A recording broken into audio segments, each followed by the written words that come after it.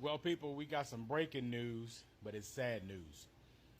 If you remember back in July, I reported on this story, me and the BNN team, we reported on this story of Miriam Torrecilla, and she went on a walk, ended up missing. Well, we just heard from the Prince George's County Police Department. They held a press conference announcing that they found her remains, and they also have an arrest. His name is Harold Francis Landon III. I hate to even put my face next to his picture, but this is him. And there is no ties between them. He was a stranger to her. They said on August the 1st, a concerned citizen called the police after finding human remains that had been dismembered. My God. This was in the 7300 block of Old Alexander Ferry Road in Clinton. And after a thorough DNA testing, they identified it as Miss Celia. They also did a thorough DNA match that came back to that monster. They said that there was no motive for him to unalive her.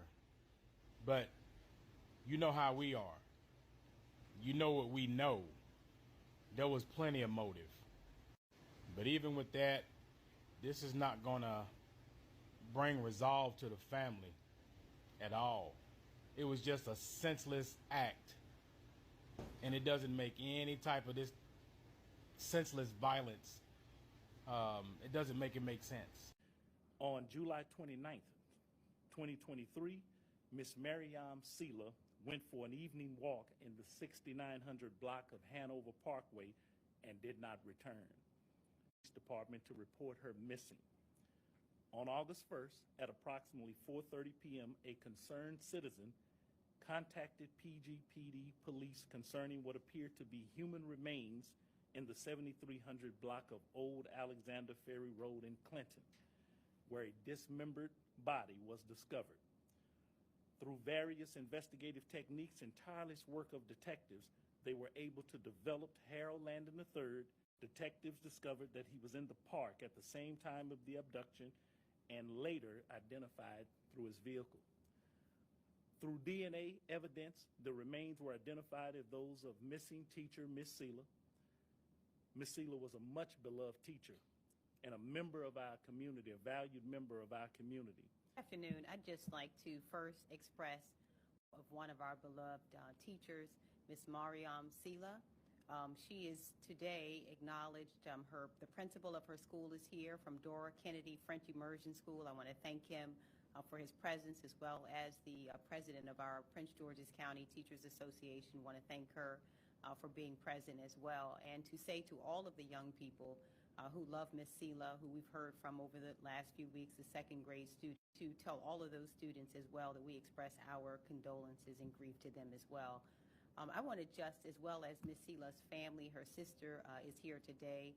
Dr. Torre wanted to also express our condolences to her. So this is a very sad day, very sad outcome.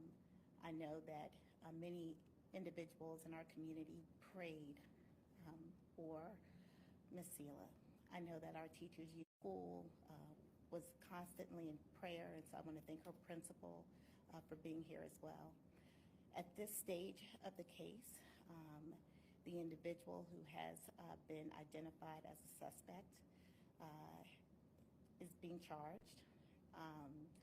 He will be presented to the commissioner for an initial appearance at some point over the next several hours, and expect him to have a bond review on Tuesday.